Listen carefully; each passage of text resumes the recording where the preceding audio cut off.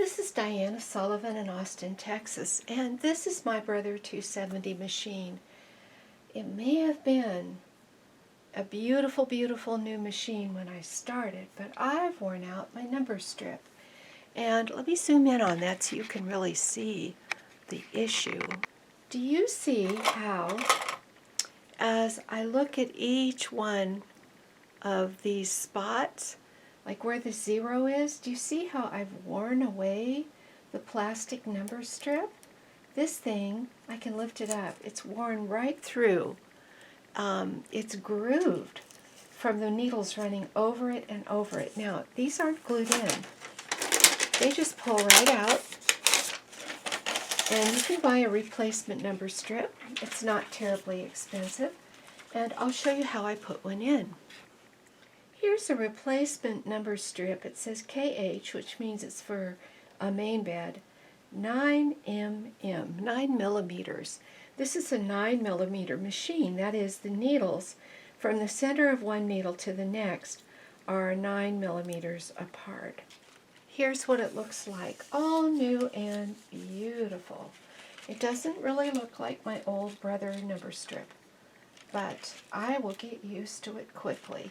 Now, I'm going to put it on, not with glue, but with a little bit of light machine oil. This is Hoppy's Elite, which is my favorite.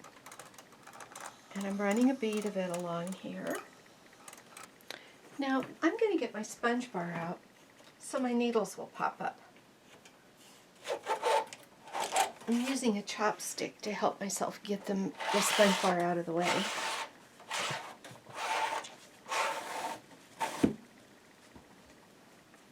Now that I've pushed my sponge bar out of the way and my needles are popped up, I'm going to take the strip and pull it tightly and slide it under, and then I can fiddle it right and left until I have it sitting on the 55 on each end, line them right up, the 0 between the middle two needles.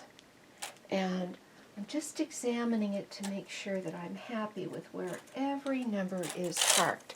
Then I smooth it down with my fingers, and now I'm going to take my needle pusher, hold the needles down, and shove that sponge bar back in.